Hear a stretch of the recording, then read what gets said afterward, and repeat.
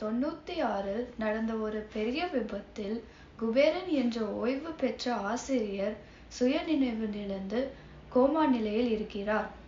அவர் தனது பூர்வீக சொத்துக்களெல்லாம் விற்று காசாக்கி வைத்திருக்கிறார். அந்த காசை எங்கு வைத்திருக்கிறார் என்பதை கண்டறிவதுதான் கதை. கதைக்குள் செல்வோமா?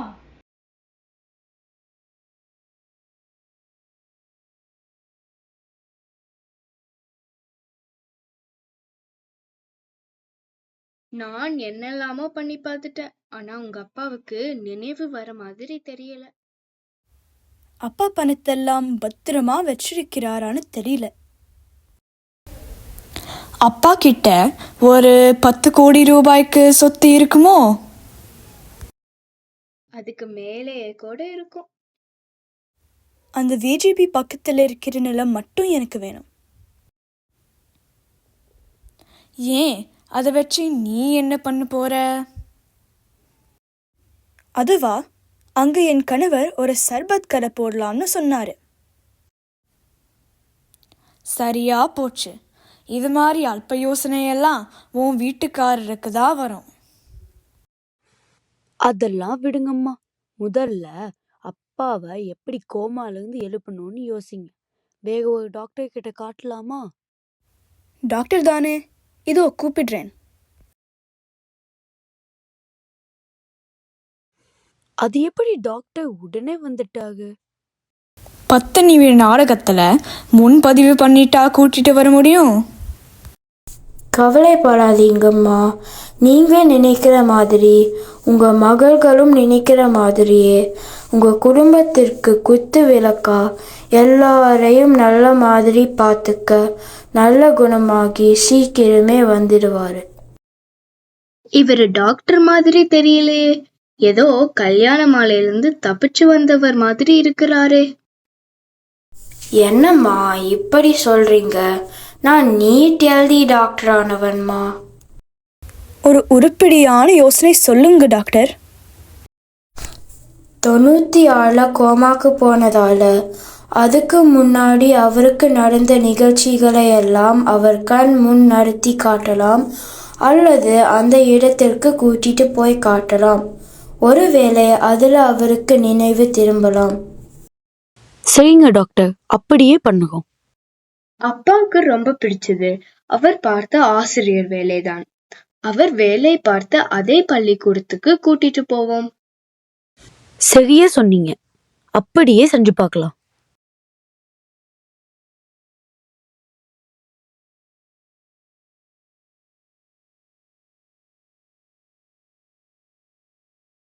வணக்கம் டீச்சர். வணக்கம். எல்லாரும் 6ஆம் வகுப்பிலிருந்து 7ஆம் வகுப்பிற்கு வந்திருக்கீங்க. உங்களை பற்றி 6ஆம் வகுப்பு ஆசிரியர் நிறைய சொல்லியிருக்கிறாரு. நிறைய சேட்டை பண்ணுவீங்களாமா? ஆனால் நான் ரொம்ப கண்டிப்பானவ. உன் பேர் என்னம்மா? என் பேரு சரோஜா. உன்னை வீட்டில் எப்படி கூப்பிடுவாங்க?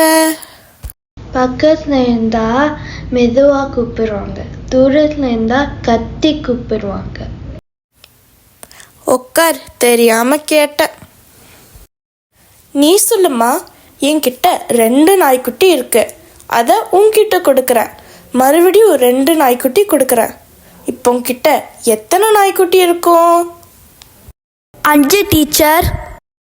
இல்லைம்மா, முதல்ல உன்கிட்ட 2 நாய்க்குட்டி கொடுக்குறேன். திரும்பவும் 2 நாய்க்குட்டி கொடுக்குறேன். இப்போ மொத்தமா எத்தனை நாய்க்குட்டி இருக்கும்? 5 தான் டீச்சர். பொறுமையை சோதிக்காதம்மா. இரு, வேற மாதிரி சொல்கிறேன்.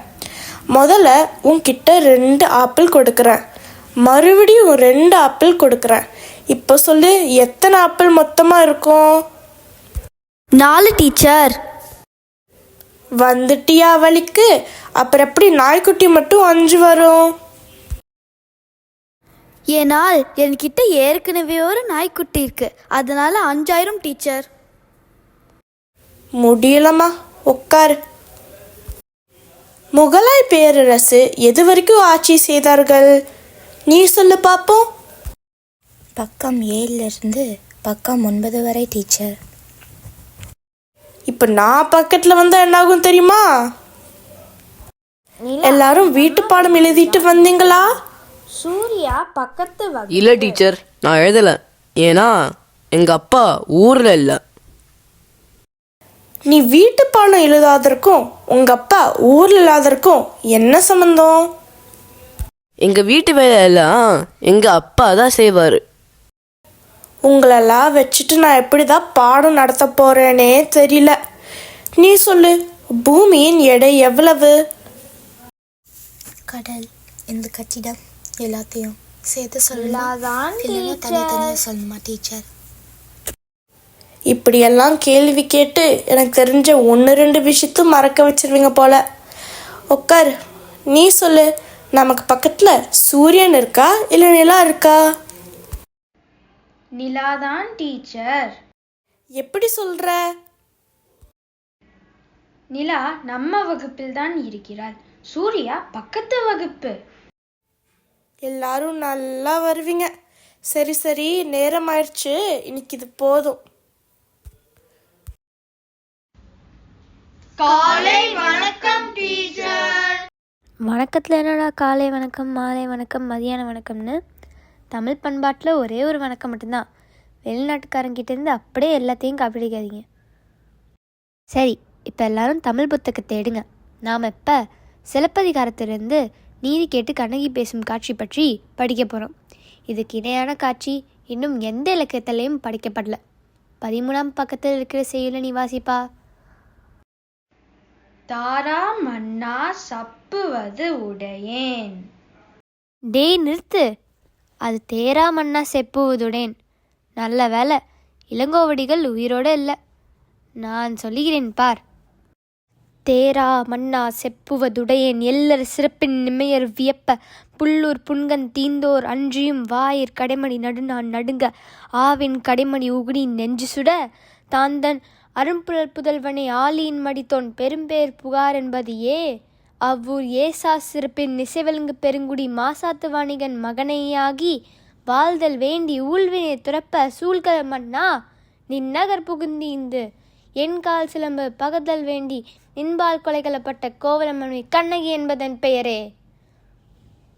டீச்சர், அதை சொல்லிடுவேன். டேய் சொல்லுடா, உனக்கு என்ன வருமோ சொல்லு, நான் கேட்குறேன். ஏய், நீ இழிச்சது ஒரு வீட்டல்ல. உண்மையான நண்பன் உன் மேல வச்சிருந்த நட்ப, ஒரு அன்பு தாயின் மேல வச்சிருந்த பாசத்தை, ஒரு ஆசை தங்கச்சியின் மேல வச்சிருந்த அன்பை, எனக்கு பாடம் பேர் புகழ் எந்த சேர்க்கிறதுல என் வீட்டை இடிச்சு என் குடும்பத்தின் நிறுத்தருக்கு கொண்டு வந்து எனக்குள்ள தூங்கிட்டு இருந்த சிங்கத்தை தட்டி எழுப்பிட்ட.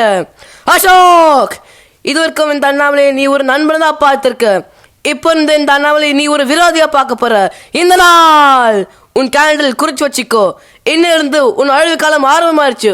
உனக்கும் எனக்குமான தர்ம யுத்தம் தொடங்கிடுச்சு. இந்த யுத்தத்துல நான் உன்னை விட பணம் பேர் புகழ் அந்தஸ்தை சம்பாதிச்சு பல அடுக்குமாடி ஹோட்டல்களை கட்டி உன் முன்னேற்றத்தை தருத்தி நிறுத்தி உன் பணவரை ஒழிச்சு கட்டி நீ எப்படி என் வீட்டை இடிச்சு என் குடும்பத்தை நடத்தற்கு கொண்டு வந்தியோ அதே மாதிரி நான் என் வீட்டை இடிச்சு உன் குடும்பத்தை நடத்தற்கு கொண்டு வரல. என் பேரு அண்ணாமலை இல்லடா. டீச்சர், இதுவும் நீதி கேட்கிற காட்சிதான். செய்யுளை மனப்பாடம் பண்ண தெரியல, சினிமா வசனத்தை மனப்பாடம் பண்ணீங்க. நல்லா வருவீங்களா, நல்லா வருவீங்க.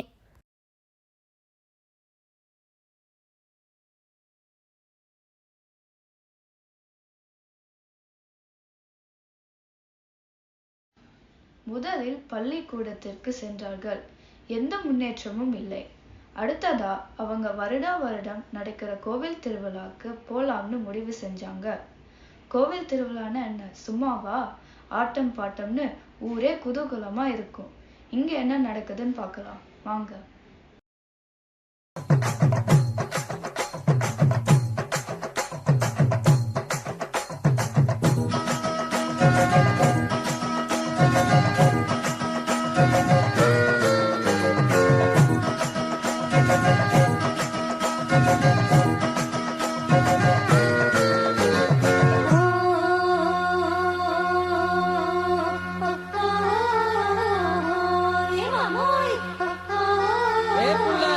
என்ன சொல்ல வந்த?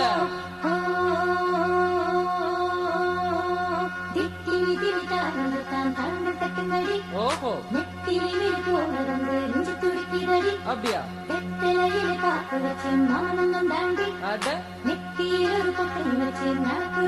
இத பாருடா.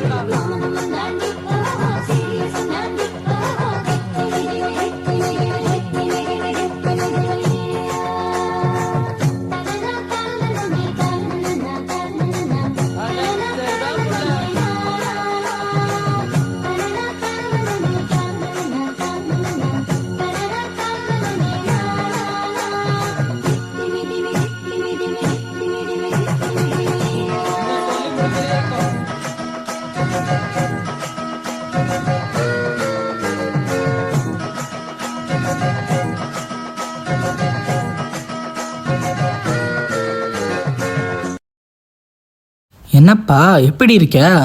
ஆளை பார்த்து ரொம்ப நாள் ஆச்சு. ஊரில் தான் இருக்கியா? ஆமாம், இங்கே தான் இருக்கேன். அது ஒன்றும் இல்லை, நம்ம பள்ளிக்கூட வாத்தியாக இருந்தானே குபேகன், தெரியுது அடையாளம்? இன்னும் அவ கோமால இருக்கான்? இவனை கோமாலிருந்து எழுப்பதான் நாங்கள் எல்லாரும் முயற்சி செய்யறோம். பழகின இடங்களுக்கெல்லாம் கூட்டிட்டு போக சொன்னாங்க டாக்டர்.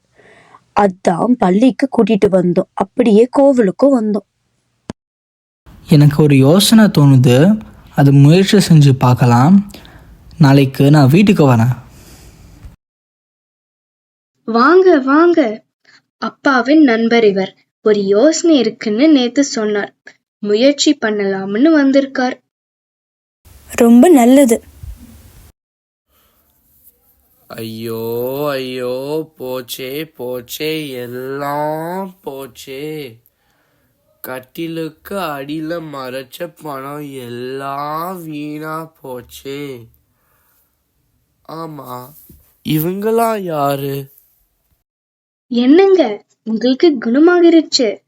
இவங்க நம்ம பிள்ளைகள், வளர்ந்து பெரியாளாகி விட்டாங்க. அப்படி என்ன சொன்னீங்க அவர் காதுல? உடனே எழுந்துச்சிட்டாரு. அதுவா, 1000 ரூபாய் நோட்டெல்லாம் செல்லாதுன்னு அறிவிச்சிட்டாங்கன்னு சொன்னேன். உடனேயே எழுந்துட்டான். நல்ல வேலை செஞ்சீங்க, மிக்க நன்றி.